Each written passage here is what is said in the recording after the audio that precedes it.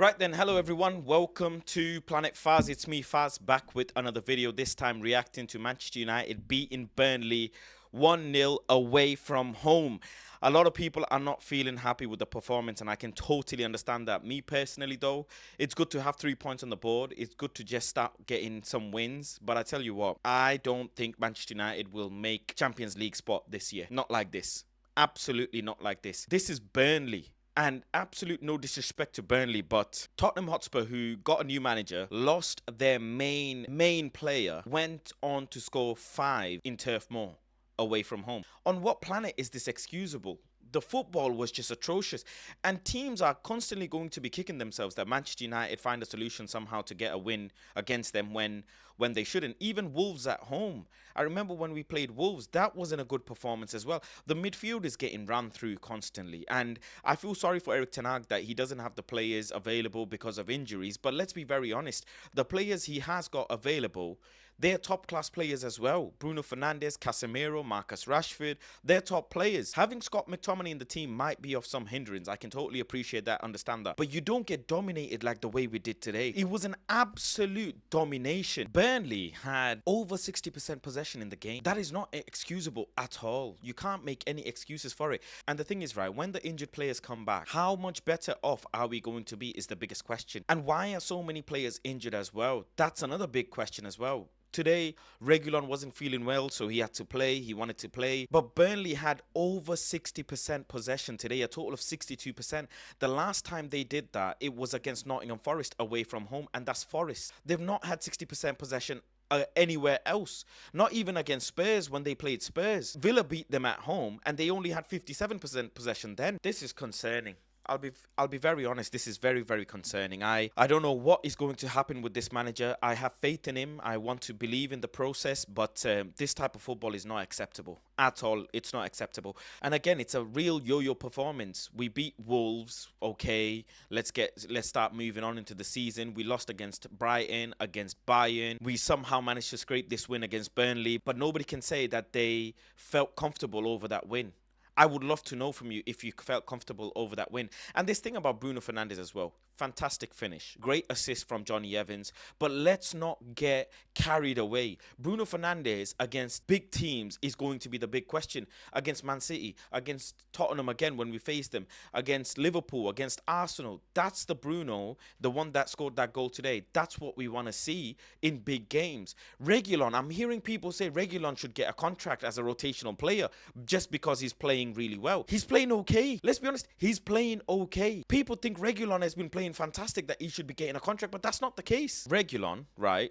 He got a 6.7 today. Reguilon got a 6.6, 6.1, and a 6.6 in the 3 games that he started. He's not dropped a 7 out of 10 performance yet. So this thing about recency bias that they expect Reguilon to be that player for Manchester United, again, it's recency bias. They did the same thing with Weghorst and Marcel Sabitzer. We can't come top 5 with a performance like this. It's going to be very, very hard. And I hate to say this, but at this point, I feel like we might as well throw away some of the cup games to try and concentrate on Champions League and Premier League. If we play like this, can anyone be excited for any game at all? Let's be honest. Why is Scott McTominay playing? Only because there's no one else. Now, when Amrabat comes in, right, he's going to need a run of games before he starts performing at the level that we expect him to. But then, is he going to transform the midfield is the biggest question of it all. In all honesty, I'm just upset. I'll be honest. I'm just very upset.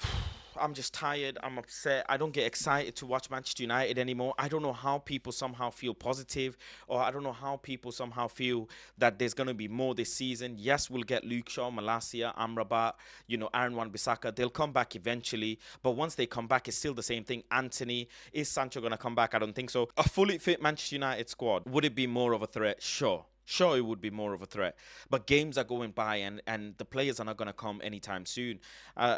Yeah, we know the famous saying, the season starts in January, February. Sure, that's when you really find out who's made of what. But we're going to be real bad in the run of games that's coming. We've got Crystal Palace back to back as well. We've got to play Copenhagen. We've got to play Galatasaray. All these other games that we've got to play, Fulham, Man City, all these games coming up. We really need to start scoring goals. I'll be very honest, goal difference is going to be massive. And the lineup today, can anyone tell me if they felt confident? Johnny Evans, look, Johnny Evans, credit to him for the assist. Absolute credit to him. But again, let's not get carried away. It's one game. I'm seeing people say Johnny Evans this, Johnny Evans that. Wow, wow, wow. If the standards are so low, if the expectation is so low, then let's just stay out of Europe then for a season and let Ten Hag build this team. Let Ten Hag implement his style. If you really have your standards, your expectations so low, then let's just play out of Europe. Let's play one game a week and the odd cup game, and let's try and implement a system, because today the midfield was in disarray. I don't understand. Was it a 4-2-3-1? Was it a diamond in the midfield? I couldn't tell. There's no organization in the midfield. Numerous times, Andre Onana's waiting to make a pass. He gave a few balls away as well, don't forget. Numerous times he's waiting to make a pass, and I'm thinking, is he ready for the pass? Is he gonna make the pass? Is another player ready for the pass? Casemiro, again, he needs support. We keep saying he needs support, he needs this, he needs that. Nobody's showing for the ball. Scott McTominay isn't showing for the ball. This way it's not going to work. We're not seeing Ten Hag football. And that's what's frustrating me the most. Burnley are going to be kicking themselves, absolutely kicking themselves, how they did not come away with a point, because they hit the post, don't forget. And I was watching the game with Beth, Kev, a couple of the guys from United stand, and I called out that there's going to be a goal incoming, and Burnley went and hit the post. I was calling it as he's saying he's going to pass to him, he's going to pass to him. You know what, I need to start doing watch-alongs, because then I can clip it up. That's how bad it is. There's huge gaping holes in the midfield. Ten Hag has gone in the press conference and said midfield is not the issue. We're waiting on Mason Mount to come back. We're waiting on Amrabat to come back, and then really see what he's got planned. Right now, I'll take the 3 points. I wished that we get 2 or 3 more goals, because goal difference is important. But what can you do? Really and truly, what can you do? Rasmus Højlund, 85 million euro striker. We've got to be patient with him. If you're really going to be patient, let's play one game a week. That's just my thing. I'll take the 3 points, but that's just my thing. This thing about Marcus Rashford as well, he doesn't track back, he doesn't do this. I'm in split minds. I'll be honest, I don't know what to make of it. At this point, I almost feel like take it as it is. If Marcus Rashford is this player at 26, 27 years old, I think he's 26. If that's the case, just take him for what he is. He's not going to track back. He's not going to put challenges in. He's not going to jump for headers. He could have had an assist today. He could have had 2 assists today. He put some good ball in from a header, a good pass in as well to Rasmus Højlund. But if that's the case, right, we might as well just accept for the player that Marcus Rashford is, because we're not going to get anything else. He's going to get on the half space. He's going to get on the half turn, in the half space up front, and shoot from distance and try and hit the target. That's the Marcus Rashford he is, and that's what we can take. That's all it is. Unless you want to sell him and go and get a creative left winger, that's all we're going to see, because very rarely Ten Hag's going to sub him off. Very rarely Ten Hag's going to drop him. Very rarely he's going to start him on the right hand side so he can put crosses in. That's just what it is. I can't wait till the players come back. It's like almost we've been cursed. We really, really have been cursed with these injuries. The senior medical staff has just joined, so we'll see what he does with the players and what plan he's got in place to get these players back. But there's something in the back why his players are dropping like flies. It's not normal. Tottenham Hotspur, Arsenal versus Spurs tomorrow. We're going to see, what Ange Postecoglou is really made of. He's going to play some big team tomorrow. And like I say, if he plays good football, that's going to be very scary. And again, we say we don't have the players, but we do now. We've got Mason Mount, we've got Amrabat. Let's start seeing what happens when they come in. Let me know in the comments though what you guys think as well, because I honestly don't know what to make of it. I really don't. It's depressing. I watched the game today, sat there, just upset. Really, really upset. Diego Dallo could have had an assist today as well, and Rasmus just couldn't get to the ball inside the box. It's positive to see that we have a number 9 who's in sync, with the fullbacks, with the wingers to get in the right spots, but he should have put that away. He really should have. But again, 85 million euro for a 20-year-old, and we have to be patient. Hannibal Mejbri, solid performance from him. Nothing else I can say. He held his own. He's an academy player who's been given a chance today simply because we don't have the players there to make up the squad. But I don't want to hear any criticism of Hannibal Mejbri, because Hannibal, again, held his own. He only had 34 touches on the ball, and he didn't probably make a lot of passes, but the passes he made, he got a 91% pass accuracy. So he did well. In hindsight, you look at Bruno, who had 49 touches on the ball, and God knows how many passes he made, but he had a 54% pass accuracy. So I think for me, Johnny Evans should get man of the match because he, like I say, at 35 years old, playing away against Burnley, he did well. He did well, but I need a series of games for me to judge anything at all. He helped keep a clean sheet. Victor Lindelof held his own as well, so good on the team for that, but it's not good enough. And a big conversation needs to be had about Casemiro as well. I don't know what type of player Ten Hag is making him to be, but so many times Andre Onana is looking for a player to pass, no one there. And Amrabat is supposed to be that player. So that's, again, it's a waiting game. I was watching the game and I'm like, Casemiro drop in a bit more, collect the ball and then spray the ball. I was thinking McTominay drop in a bit more, collect the ball and spray the ball. Nobody wants to collect the ball. At one point, Andre Onana had no one else but Johnny Evans to pass to. And this is why we missed Lisandro Martinez so much, because if that was Lisandro Martinez, he'd be collecting the ball and making the line breaking passes. Same with Varane.